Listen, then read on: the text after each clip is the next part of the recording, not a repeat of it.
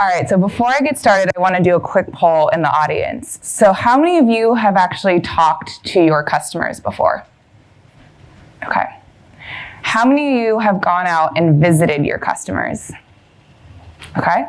And how many of you feel confident in actually knowing your customers, knowing your audience in your day-to-day jobs? Okay, great. So less hands. So at Dropbox, we went through a lot of these questions in our early days. And what we realized is we didn't feel confident a lot about the answers that you guys had just raised your hands on. And so today I'm going to take you through a little bit of our journey of how we reimagined customer listening. So a little bit about me before we get started. So I was born and raised in San Francisco in the Bay Area, the tech bubble, as you guys call it, for better, for worse. And I started my career out at a company called Intuit QuickBooks, which is an accounting software platform. And one of the reasons I loved this experience was the opportunity to learn customer obsession. So starting with our founder, Scott Cook, he basically lived and breathed customer insights, and it was a part of everything in our organization. So in every meeting, all the way leading up to the CEO, people would ask, well, what did the customer say? And if you didn't have an answer, you had to go back out in the field and figure it out. The other program we had at Intuit was a program called the Customer Follow Me Home program, where every quarter, 2 times, you had to go out and visit customers in the field, get insights, learn a little bit about their challenges, and come back to the organization with feedback. So I learned a lot of that at Intuit, and then about 5 years ago, I moved over to Sydney with Intuit QuickBooks and brought that Customer Follow Me Home program and insights to the region, learning not just localization, and not just translation, but localization, and really getting a feel for the local market. And then 2.5 years ago, I started my career at Dropbox doing product marketing for the APAC region, learning a lot more about customer insights and how they differ in regions like Asia and Japan, and not to mention the nuances that exist in Australia. Even though we speak English, there's a lot of nuances that are different to how things operate in the US. A little bit around marketing at Dropbox. So we have a lot of different functions that we represent. So we have global sales and channel. We've got customer strategy and insights, doing a lot of the customer research for us. We've got an analytics team. We've got digital marketing. And last but not least, we have product marketing. So Dropbox, we are now at over 500 million users around the world. And we see ourselves as a proxy for the way the future of work is heading. And we have the opportunity every day to talk to all these people and understand what's a day in the life look like for you guys. And what we realized in a lot of our research, it was really simple. From the moment they wake up to the moment they go to bed, what does your day look like? And what we found was it actually looked like this. How many of you feel like your workday looks like this, just bouncing in and out of tools? Yeah, there's a lot of chaos, and you're not really sure whether you send something in email or Slack or chat or whatever, and you're spending more time sifting through that information and what we call the work about work than the work itself. And so we set out on this challenge to start solving this, because I think we had this revelation, as many tech companies are starting to realize, is we created tech to solve all these problems, but it actually left us with so many more problems to go figure out. So at Dropbox, we started this mission about 2 years ago of designing a more enlightened way of working. How do we actually get to a place where people are focusing more on the meaningful work itself and less so on the tasks and the back and forth behind the scenes to get that work done? Another thing about Dropbox is that our value system has been very strong and clear from the beginning with Drew and Arash, our co-founders, starting back in 2007. And we actually only recently in the last year refreshed our values. And this is probably my favorite value of the refreshed values, which is making work human. And essentially, it's how do we put customers and people back at the center of what we do? That whole cluster of cluttered tools that you guys saw, it's easy to get caught up behind the scenes in just metrics and data, but you actually have to go and talk to these people to truly solve a customer pain point and a need. So customer listening takes a lot of different forms at our company. Starting from online, you've got your social channels, you've got chat and conversations online, you've got in-product feedback and discovery. We also have a program called Real World Wednesdays, which once a week we bring in customers from different segments, cohorts, verticals, and it's almost like dating, rotational dating, where you actually get to go and do one-on-ones with customers from different products and say, here's a prototype we're thinking about, and how do we actually fix that? And is this something that resonates with you? And they're really scrappy prototypes, but it's a great way of speed dating to basically say, here's something that we're thinking about, what do you guys think? And getting that quick feedback. We also have customer visits, going out in the field, visiting customers in the wild, in their environment. This takes many forms at other companies, for example, like Amazon for Audible. They go out and follow people on subways and watch how they're listening to podcasts and books, and you'll see it come through in a lot of different ways. And last but not least, what I'm going to be focusing on today is this community building and connection through our customer advisory boards. So before you start a customer advisory board, there's a lot of things you need to think about. Specifically, how do you actually create the audience of who you want to provide feedback to your company? So there's a lot of ways you can actually cut it. You can look at super users. How many people are most engaged with your product? Is it monthly active users, weekly active users? Or do you want to segment it by top brands? So companies like Facebook or New York Times or the University of Sydney, do we want them to eventually become advocates for our company and start nurturing them through a customer advisory board? It could also be highest revenue generated customers, people giving the most money to your organization, obviously wanting to cater and make sure that the product direction is heading the way that their organizations are heading. It can also be educators and teachers. So for example, at Canva, they have a program to educate all these evangelists to go out and teach their Canva tools externally. And last but not least, at Facebook, they recently launched this company page, Merits and Badges, where basically if you're commenting as a fan or engaging with your page quite frequently, you get this little trophy, a digital trophy of sorts, which is a merit badge. And that basically signifies to this person, thank you for being an advocate, and there's maybe some special privileges that you can get advocating for the brand that you're engaging with most. So these are just some of the many ways that you can cut the data for a customer advisory board. So what is a customer advisory board? It's very simple. It's basically providing feedback on our company and our product. So in the case for Dropbox, like I mentioned earlier, we were out to solve this big problem around cluttered tools and content in Teams. And last year we launched a product called the Smart Workspace, which was basically an opportunity to integrate all your different workflows in one single location. But we needed to get feedback. It was a complete transformation for Dropbox. We started off as a company, as you guys all know, as file sync and share and storing files. How do you actually bring everyone and your customers and your advocates on that journey as you transition to this new product suite and this new category? And the second is best practice sharing and community building. A lot of these people are here to network with peers, similar to what we're doing here today, and they want to learn from what other people are doing. Maybe someone's 5 years down the line in your product, in their journey, and someone's just starting out. And maybe the person just starting out wants to know, how did you get your organization on board with your tool or your product, and how do you get them engaged over time? So why does customer advisory board sit in product marketing, you may ask? Number one, as many of you guys had mentioned in some of your previous talk tracks, we're the central glue. We are between product, engineering, comms, sales, channel, etc., you name it. We are that functional glue. Two, we actually are the partners with product to build out what we call marketing requirements documents. So once you understand and assess the market, the competitive landscape, then you're getting into what do we actually need to build that solves for a true challenge that's unique and differentiated. We also are the ones that amplify these advocates and champions. So we're the ones in marketing then building use cases and stories and telling that externally to get more people using our product. And last but not least, we're building narratives and positioning docs and even coming up with pricing and packaging SKUs to make sure that there's a place where this new product will sit. So as I mentioned before, this customer advisory board is something that took off about a year and a half ago. So it's pretty fresh at Dropbox. And we had customer advisory boards in San Francisco, New York, London, Tokyo, and Sydney. So all of our key regions. And initially it started out as once a year, you would get together and pick your top customers. We had a sweet spot last year of around 20 customers. And what we found is it was actually too big of an audience. So it actually scaled to a smaller group of 10 to 12 as kind of that sweet spot. So as you can imagine, after doing this many customer advisory boards across so many areas around the world, you're probably wondering, like, what do you do with all the insights? Like, there's so much feedback coming through, like, what happens next? And I had that same question after a year of doing it, which was, why don't we start leveraging frameworks like design thinking to actually turn insights into action?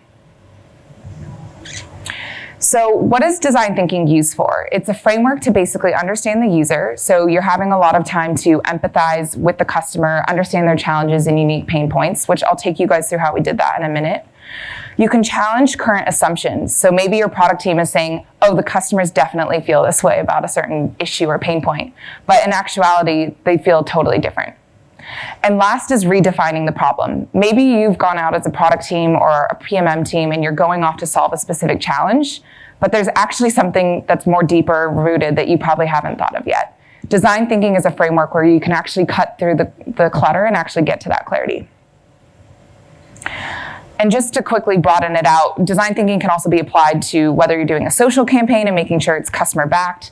It can be a new client space. If let's say you're hiring on you have a new client on board and you're building and designing a space with their values in mind, how do you actually think about them in the space that they interact with? And how do you prove a new way of working? So for me, 2.5 years ago, I joined bright-eyed, bushy-tailed, and I'm like, I've got all these ideas. And you get these people who've been at the company a while, they're like, oh yeah, we've done that before. Or like, oh yeah, good idea, but we've already solved for that in a different way.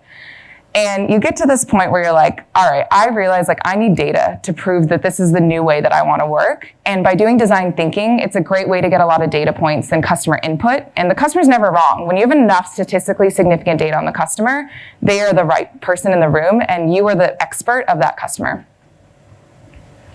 So this is the design thinking framework. I'm going to go through it step by step, but it incorporates 5 steps. It's empathize, define, ideate, prototype, and test. And I'll go through each of those.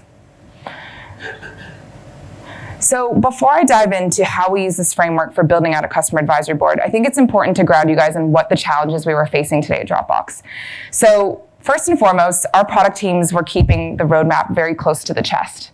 They were not feeling comfortable and vulnerable to share their roadmap, even though, yeah, it might change in the future. And we had to get them to a point where they were on the journey to realize that it's okay to share a scrappy prototype to these customers and get them engaged early on to fill that feedback loop. We weren't building advocates, so we were doing more of the taking, to be honest. We were saying, here's all the things that we want to learn from you as customers, and then we'd go off and take that feedback. But what were they trying to get out of it? What was their experience? Why are they investing their time? Which leads me to, we didn't know their why. Like, why do you invest all this time as a customer advisory board member? Why do you keep showing up every year? Why do you attend different conversations that we have? And what's in it for them? And last but not least, we weren't listening. So a funny story, so our first customer advisory board in New York, we had our programming where it was about 80% of the content us talking, and about 20% where customers are sharing. And you can imagine as you start this day at a customer advisory board, you say, we're here to listen, we're here to talk to you, and we do all the talking. What's even worse is our product leader at the time actually spoke an hour over his talk track. So it actually got to a point where that 20% of customer sharing time was only 5%, which was pretty poor form, and we knew we could do better. So we had this hypothesis. They're not engaged with the conventional ways that we're listening to them. How do we actually build a program that matters to them, but also serves for what we need as a company? And the how might we is basically how do we create a best-in-class experience where we're able to listen to our top customers and have that actually funnel into the direction of our strategy and our product. So the first step of design thinking, as I mentioned before, is empathize. Empathize is really focusing on getting to know your customers in full detail. For the case of the customer advisory board, I wanted to go after 2 specific cohorts. The first group of people I interviewed were people who have attended customer advisory boards at other organizations similar to Dropbox. And you'd be surprised, I just stalk people on LinkedIn and say, do you have 30 minutes of your time? And actually almost everyone responded with, yes, I'd love to help you out. You don't have to compensate them. People are really happy to be heard. And this is a great way to kind of just get my foot in the door of why people attend these different advisory boards. The other thing you note is that if you talk to one person who's on a customer advisory board, chances they know 10 other people on customer advisory boards. So you only need to find a few people to then have that word of mouth spread. The second was customer advisory board organizers. So I went out again on LinkedIn and looked up what are the types of roles that are customer advisory board leaders, and what are they specifically doing in their organizations? What does best in class look like? What are they challenged with? So I could get a good grounding of what we need to do. So from all these interviews, I had pages and pages of insights, and I put each insight on a Post-it note, which you can imagine sounds tedious at first, but bear with me. We do this thing in design thinking called affinity mapping, where you actually take all the different insights and you consolidate them into specific themes that arise. So before you know it, you'll start clustering, okay, a lot of customers feel they really like networking and connecting, and their why is this. Or maybe everyone really hates this part of customer advisory boards, and you can start to really sift through the positives and the negatives. And I also am a big fan of the 2x2. I know that Tanya from Atlassian talked about that yesterday. That's another thing that we use as a good way to say, you know, what's the fastest time to market with an idea? Or maybe the metric is how luxe do we make it? Whatever the case may be, there's a lot of ways that you can kind of cut through all the insights and make sense of it. So a few things we found, like I said before, the why is actually not us. So we were here sitting here being like, they're so excited to hear about Dropbox and our product roadmap and all these cool things. No, they're there to talk to one another. They're there to learn from each other, similar to what we're doing here. And they're there to basically get to a place where they have advocates or maybe other peers in their organization to help them along their journey with all those challenges they're facing with a ton of tools. They also want similar role types. So there were cases where people felt like the altitude was different. Maybe someone was a very senior level in a customer advisory board and someone was just starting out their career, and that didn't really make sense. They also want to make sure that the goals that they have for their organization in the future are the same that we are actually building. So making sure that we're open with our roadmap and they can be open with theirs. And also that we want to build advocates is what we're realizing. Like we want them to be champions. Like a customer advisory board, one part of it is feedback, but the next is they're going to go back to their organizations and say, do you want to use this tool or not? And if we equip them well enough and we make them feel part of the journey, they're more likely to be those advocates. And then last but not least, don't underestimate the group bonding activities. So I had a few executives say, oh, it's really fluffy to do bonding activities or something, you know, in the middle of the day that's different than just sitting around a table and having a kumbaya. And what I realized is actually this was the highest energy point for most people's days in a customer advisory board was the networking drinks like we had yesterday, or going off and doing something cool like go-karting. That was actually what bonded people the most, and it's not to be underestimated even with business leaders that you're trying to convince. The next step is defining the problem. So in the case for us, we use this thing called energy mapping. So anytime you interview a customer, you do an energy map, which is what are all the points where they're most excited, the most engaged, they're raising their voice, there's a lot of good ideas and their eyes wide open. And what are the moments where they're really disappointed? Like maybe they're like, oh, this is super frustrating when I have to deal with this. And doing an energy map is really helpful to quickly get to what are the things that we need to focus on around high energy experiences and low energy experiences. So for this guy, Faye, I won't go into too much detail, but basically he said he loved making access to leadership, feeling like he's part of the journey, and also feeling like he's very special.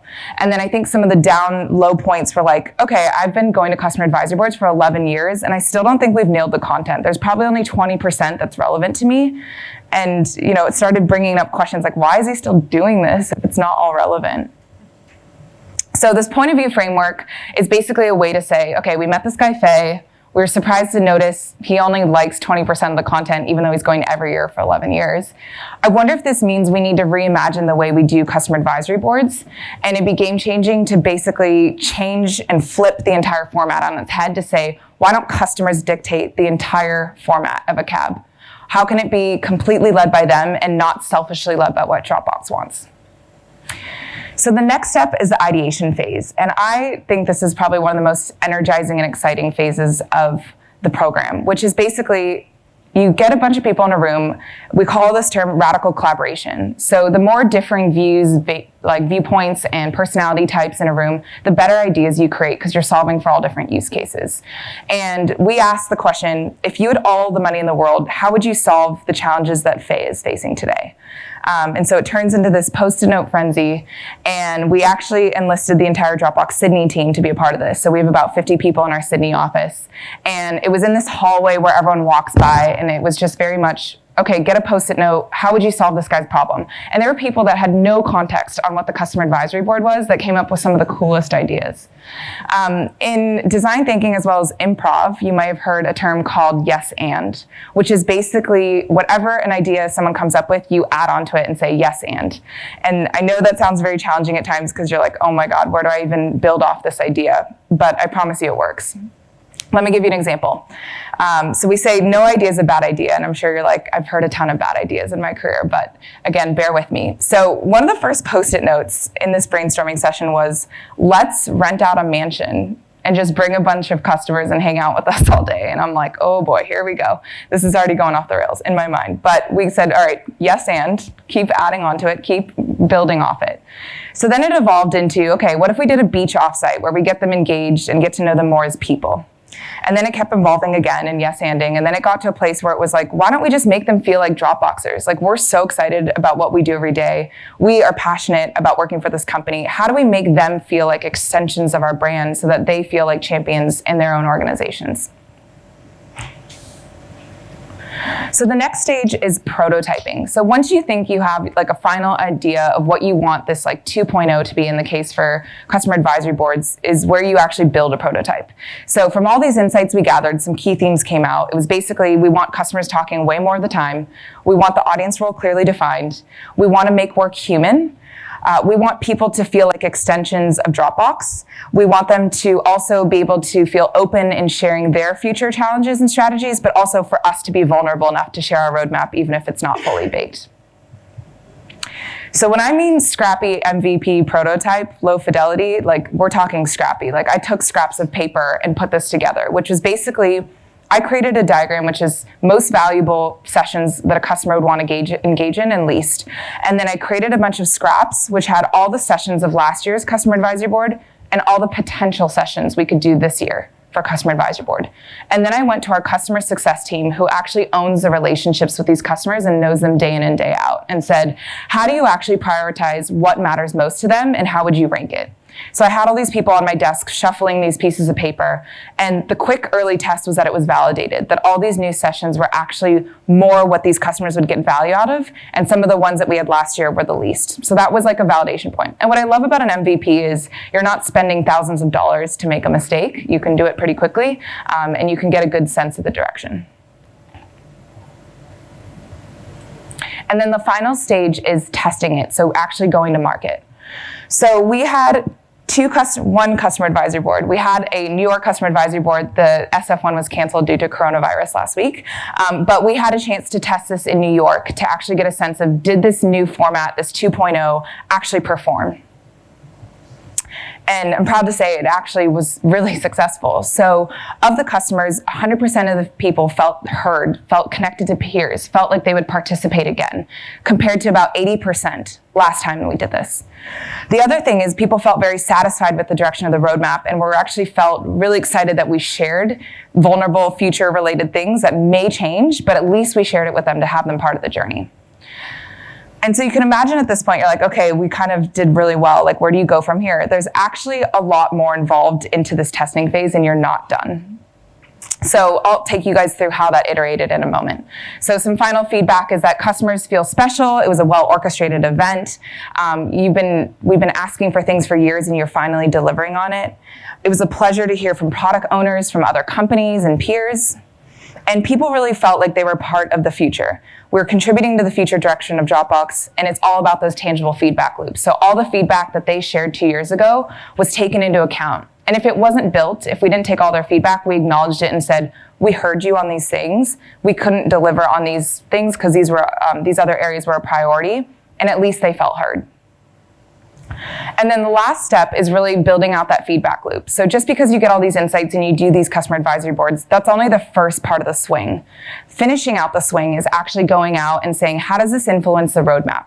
So one of the best practices we had this past year is having someone very senior, head of product, as my sponsor for this project. And so he is now responsible for engaging and getting and rallying his entire engineering organization to start using these insights to build the future products and shape the future way we're heading as a company. And like I said, we're not done. You think after those results that there's nothing left to do and you can keep operating the way you are. But for example, coronavirus, we designed this entire event to be in person. So now I have to go back and do this whole iterative process again with how would this look virtually. And also things, for example, like we've now got other segments we want to go after. The one we just did was for business segments. Now we want to go after small business. So now I need to go back. The small businesses have all different challenges and whys, as you call it, for why they want to be motivated and get involved. So it's an ongoing journey and it's an iterative process, but it's a great way to continue reinventing yourself and the way that you show up to your customers and the way that feedback is brought through to the organization. So with that, thank you. Yep.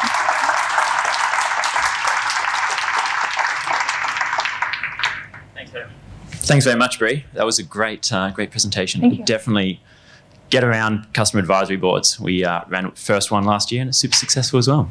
A couple of questions from the crowd. If you want to get your questions in, drop them into Slido now, but I'll ask you a couple that have come through.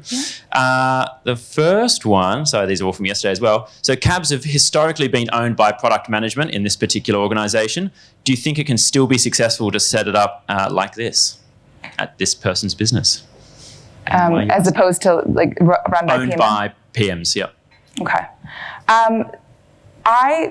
I definitely probably want to talk to you a bit more offline because it's very nuanced in terms of like what you're solving for and how your organization is structured. This is what worked best for us at Dropbox because product marketers are empowered to be this functional glue between a lot of different teams. I've seen it work at a lot of other companies where it's its own separate program.